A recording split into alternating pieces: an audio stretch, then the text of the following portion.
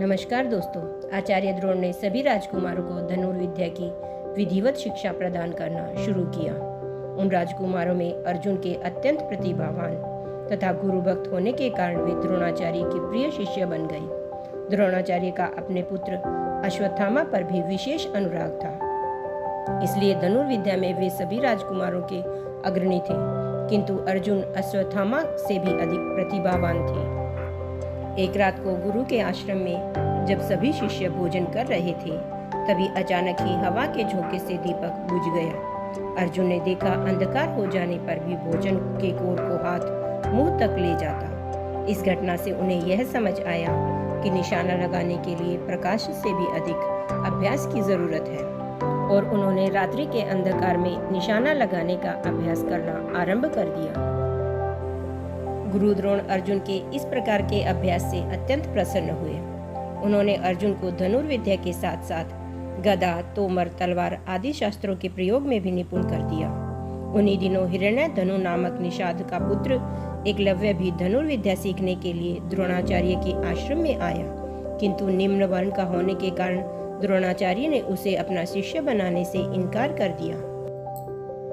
निराश होकर एकलव्य वन में चला गया। उसने द्रोणाचार्य की एक मूर्ति बनाई और उस मूर्ति को गुरु मानकर धनुर्विद्या का अभ्यास करने लगा। एकाग्रचित से साधना करते हुए थोड़े समय में ही वह धनुर्विद्या में अत्यंत निपुण हो गया।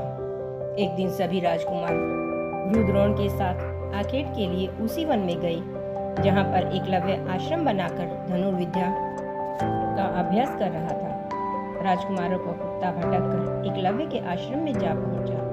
एकलव्य को देखकर वह भौंकने लगा। इससे क्रोधित होकर एकलव्य ने उस कुत्ते पर बाण चलाकर उसके मुंह को बाणों से भर दिया। एकलव्य ने इस कौशल से बाण चलाए कि कुत्ते को किसी प्रकार की चोट नहीं लगी, किंतु बाणों से बिंध जाने के कारण उसका भौंकना बंद हो गया। कुत्ते के लौटने पर जब अर्जुन ने धनुर्विद्या के उस कौशल को देखा तो वे द्रोणाचार्य से बोले, हे गुरुदेव, इस कुत्ते के मुंह में जिस कौशल से बाण चलाए गए हैं उससे तो प्रतीत होता है कि यहाँ पर कोई मुझसे भी बड़ा धनुर्धर है। अपने सभी शिष्यों को लेकर द्रोणाचार्य एकलव्य के पास पहुंचे और पूछा, हे वत्स, क्या ये बाण तुम्ही ने चलाए हैं? एकलव्य के स्वीकार करने पर उन्होंने पुनः प्रश्न किए, तुम्हें धनुर्विद्या की शिक्षा देने वाले कौन हैं? एकलव्य ने उत्तर दिया, गुरुदेव, मैंने तो आपको ही गुरु स्वीकार करके धनुर्विद्या सीखी है। इतना कहकर एकलव्य ने द्रोणाचार्य को मूर्ति दिखा दी। द्रोणाचार्य नहीं चाहते थे कि कोई अर्जुन से भी बड़ा धनुर्धानी बन पाए।